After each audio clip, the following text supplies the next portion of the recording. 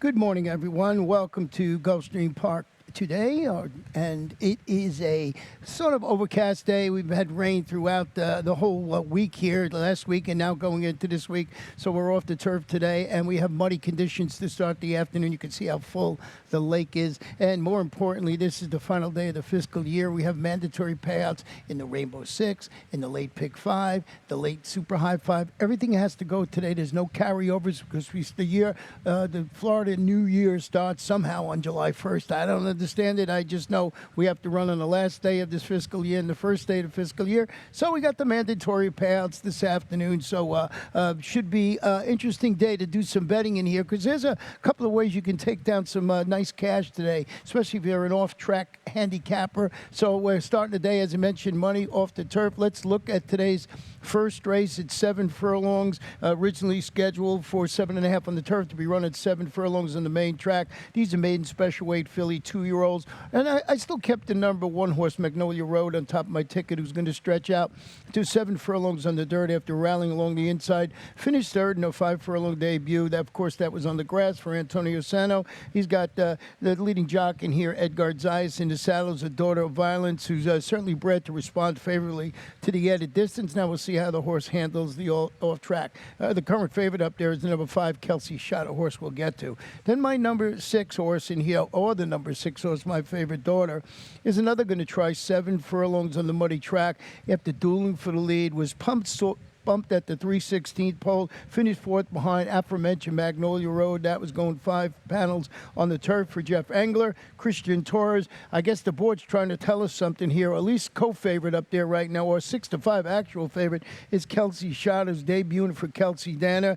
Bred for the off-track, Chantel Sutherland will ride this namesake for Kelsey Danner, Kelsey Shot. So you watch the board in races like this. That's the beauty of having an early pick 5. You get to see who they're betting in here, but very, very early in the wagering, only 55 minutes to first post, so things will change, but the current favorite is that number 5 horse. Race number 2 is 6.5 furlongs. These are claimers, fillies, and mares. 3-year-olds and up, $10,000 down to $8,000. I went with the number 6 horse in here, Special Counsel, who's turning back to this distance of 6.5 furlongs after returning from the layoff to duel for the lead and finish second. That was against $8,000 dated claimers going 7/8 of a mile. The trainer is Peter Walder, and he's got Miguel Vasquez atop this 6-time local winner. And we're going to see how this horse handles the off track today. Not the case with the number 2, Rain, who's certainly aptly named. This one is turning back to a sprint distance after breaking from the rail. You go back, this horse stalked the pace, got the lead in that race, and settled for second behind a much the best winner that day called Nationalist. That was a $6,250 open claimer going a mile.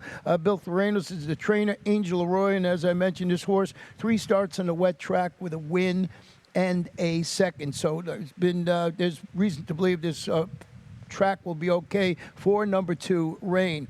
The number 4, Ready Orb Not, drops, turns back to 6.5 furlongs today after following that $16,000 3-lifetime victory going 3/4 of a mile up at Tampa. Comes back, breaks slowly, finishes 4th, but that's against 16 starter optional claimers going a mile last time out. I like the spot. I like the turn back on that number 4 horse in there, Ready Orb Not. So for me in the second, it's 6, 2, and 4, and that's where we start our first of 2 pick 4s this afternoon. So we're going to take a short break. When I come back, show you my Rainbow Six ticket.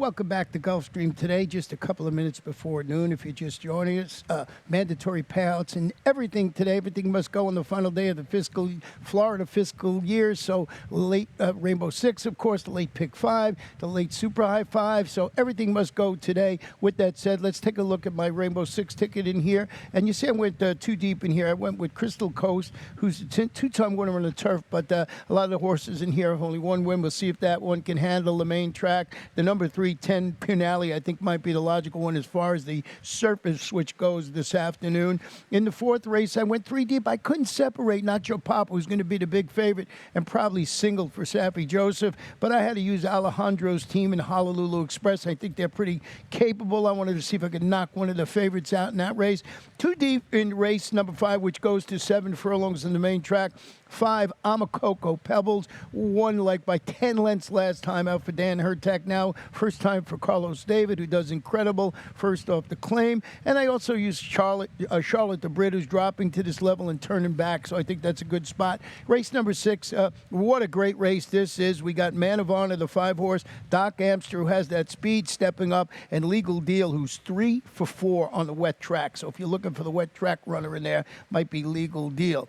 Race number 7 today, 2 deep in there with Tiz Enough and Karamartage, who just set incredible fractions last time out of 22 flat and 44 and 4 and was able to hold on.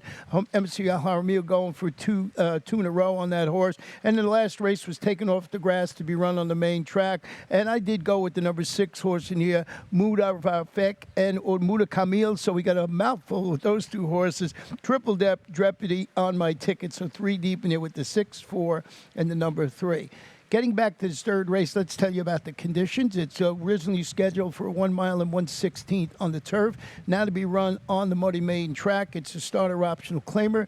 Fillies 3-year-olds started for $35,000 or less, so the optional claiming price of $35,000. And as I mentioned when I was showing you my Rainbow Six ticket, I did go with the number 7 Crystal Coast, who's a 2-time winner on the turf.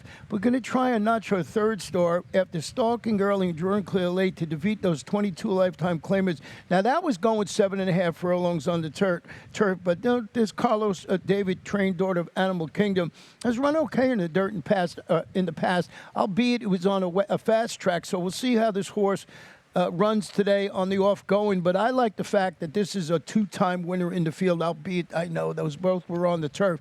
But if you look at the 3, 10 Pin Alley, this one going to the Joe Orsino barn after the claim, steps up after rallying to finish second. That was against 25 condition claimers, and that was going a mile on the main track. This is a son of Air Force Blue, and he's got 5 starts on the dirt with 2 wins, a second and a third. Once again, you also got to prove that she has to prove, if she can handle the wet track today. The number 2, Alexander M.I., comes off a front-running maiden score on the turf, looking to flaunt horse speed on the main track today for Antonio Sano, Leonel Reyes. You would think with this compact field of 4, a horse like number 2, Alexander M.I., is just going to go to the lead and try and steal it in there, but I thought maybe Crystal Coast or 10 Pin Alley could reel her in this afternoon, but we'll know, we'll get an idea how the track is playing by the time we get to the first leg of the Rainbow Six. Race 4 this afternoon is a 1-mile claiming event for 3-year-olds and up, $12,500. And this race, as I mentioned, the morning leg favorite at 7 to 5 is Nacho Papa. And this one's changing barns, going to the Saffie Joseph Jr. barn after vying for the lead and finishing second. It was at the same level and distance. The barn, you know how good they are first off the claim. They bat about 25%.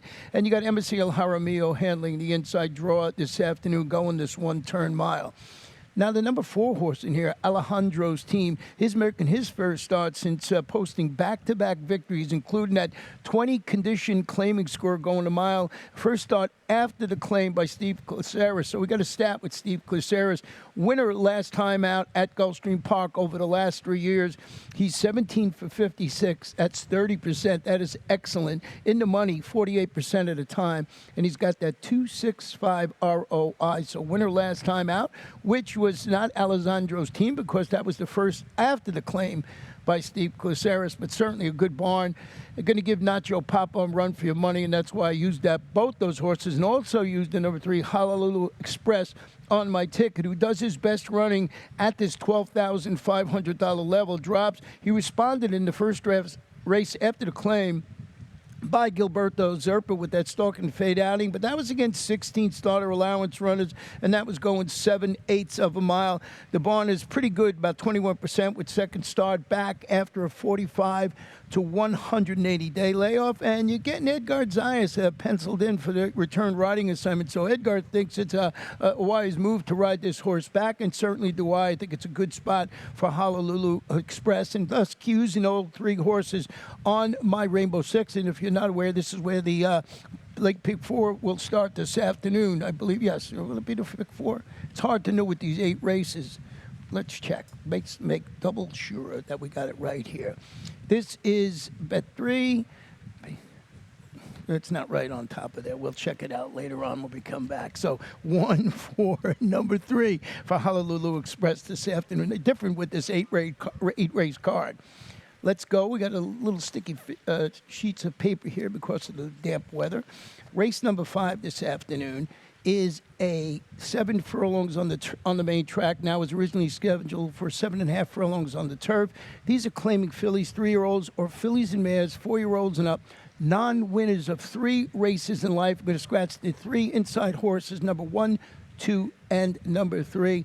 And as I mentioned, first off the claim by the number 5, I'm a Cocoa Pebbles, goes to the Carlos David barn after the claim and drew clear to defeat those 6,252 lifetime claimers. That was going a mile on the dirt for Mr. Dan Hertak. The barn is 37% with new claims. This one was entered for the dirt. And just the barn does so well first off the claim, and I think it's a logical spot for this horse to run well in there. Also, the number 6, Charlotte the Brit, is dropping to this level, turning back to 7 furlongs on the wet track after dueling for the lead and weakening to finish third against those 20 condition claimers. That was going a mile on the grass. Note the mare is 2 for 3 in the money on wet tracks versus better. So that's, I think, a key for number 6, Charlotte the Brit. She's faced better on those wet tracks and run okay. Number 4, Pearlescent, changing barns today, going to the Elizabeth Doble's barn after the claim, turning back to 7 furlongs today on the dirt. Had some traffic at the quarter pole when finishing third against those 12-5 condition claimers, going a mile on the turf. The new connections reunite this daughter of the fact with Edgar Zayas. And if you look at the past performances, Edgar Zayas was aboard for this horse's both previous victories, albeit they were on the turf, but I just thought that Pearlescent, Edgar knows how to handle this horse. So I'm a Cocoa Pebble, first off the claim by Carlos David, Charlotte the Brit, and Pearlescent for me in race number 5 this afternoon. We're going to go to race number 6, and race number 6 this afternoon is a 6.5 furlong allowance optional claimant for 3-year-olds and up. The optional claimant price of $50,000, and this is an excellent race this afternoon, and there's so many different ways you can go. I'll tell you why I went with Man of Honor on top. This one is making his first start since returning from the fairgrounds and posting his 2nd consecutive victory on what is definitely his favorite racing surface. He's had 6 races here, 2 wins, 3 seconds, and a third for Louis Roussel. And he has the son of Curlin, so you know this one will handle an off track. Working really well for the return with Emicial Jaramillo in the saddle. We got a stat on Mr. Louis Roussel. Horses returning from a 61 to 180-day layoff on the dirt over the last 5 years. He's 10 for 52, 19%. 62% in the money. 205 is the return of investment. He just does a fantastic job. But boy, we got to go back and look at the number 3, Doc Amster's last race. We're going to show from just before the 8th pole home when Doc Amster really was game. You see the number 6 in there, and the horse on the inside is Kalu, who was 4-1. And boy, it looked like Kalu was going to win it. But Doc Amster would not be denied in this race and just fought on and got Clue. And what did Clue do? He came back to win its next race and got like an 85 buyer. So certainly flattered by that horse coming back and running so well. That is Doc Amster, and he's stepping up, stretching out. You saw there he rallied to beat Clue, and another horse in that race he beat too. And that was Tonalism. That was a 25 optional claimer going 3/4 of a mile. So it's turning out to be a key race.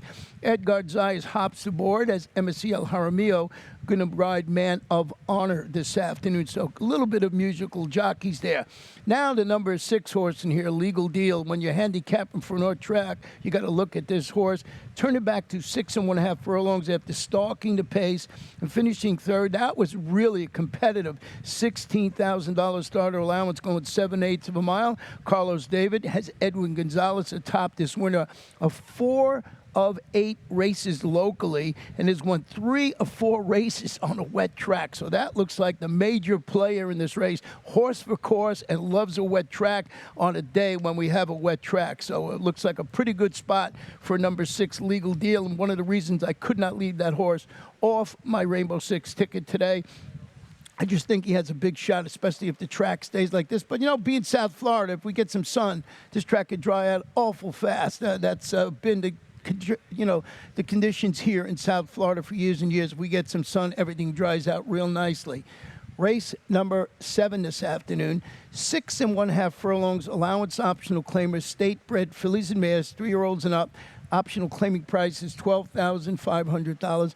No scratches, no jockey changes in this race, so a full field of 8.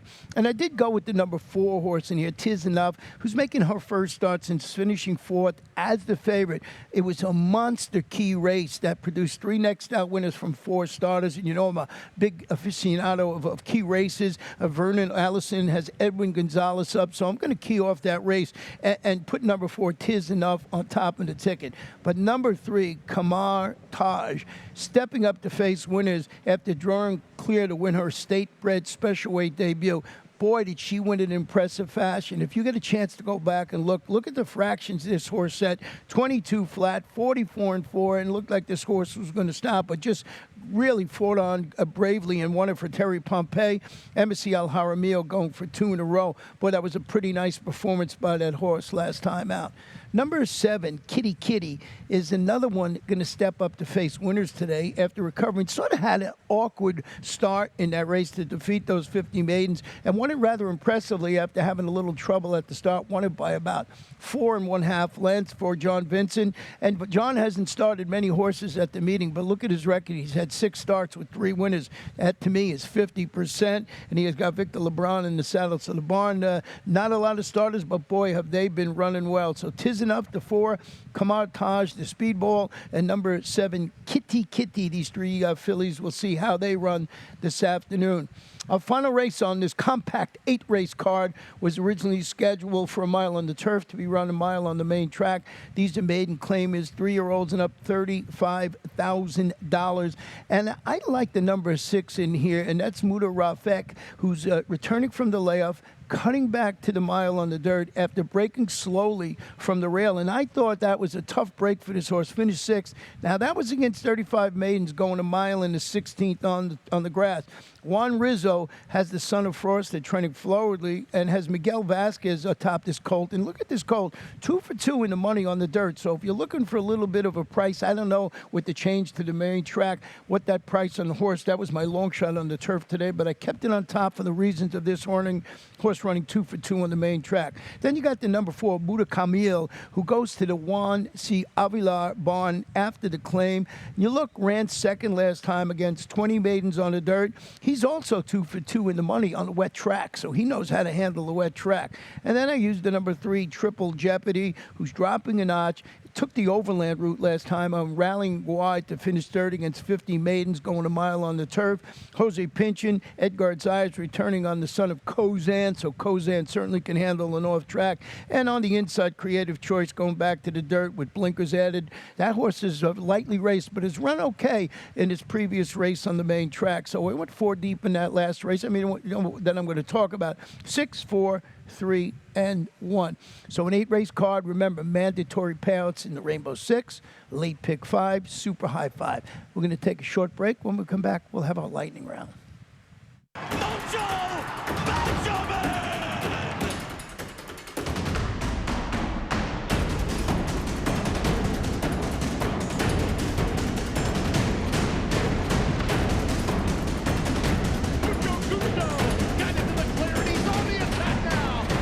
By 3, by 4, and moving away.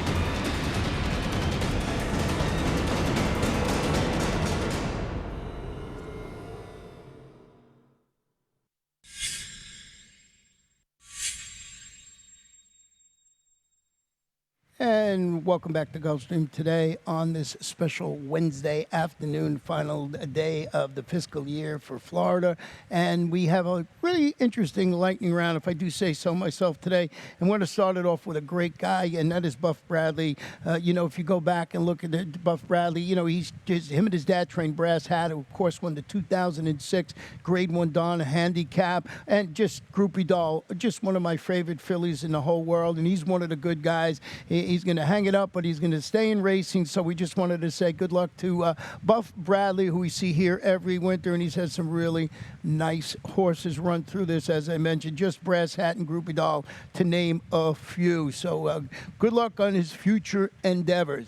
Now, Saturday, we got to start mentioning now, of course, what a day it's going to be. Saturday, July 3rd is Summit of Speed Day, boy, and you can just see we've got the Princess Rooney is a win and you're in. We also got just the great racings, the Smile Sprint, the Grade 3 event, and you can see all that. And then on Sunday, but on Saturday, we got the win and you're in, and that is the Princess Rooney.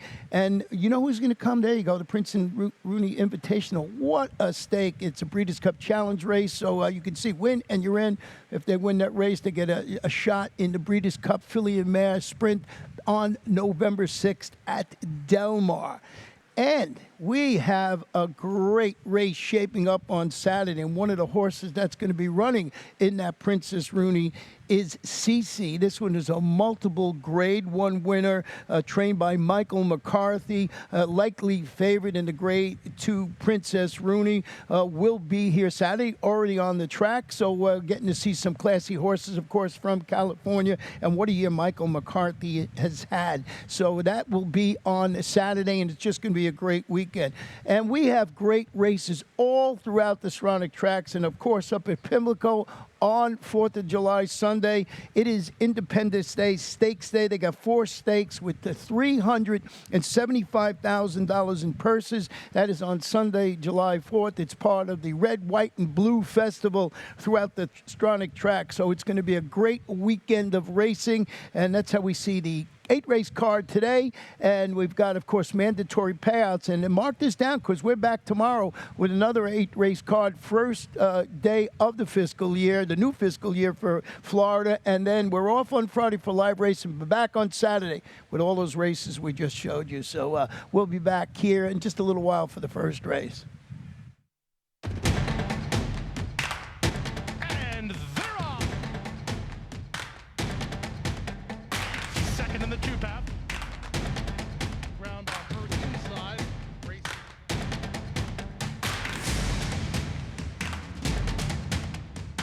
A quarter of a mile to go, and he's 6 yards out. Last of the 12 as they roll into the backstretch.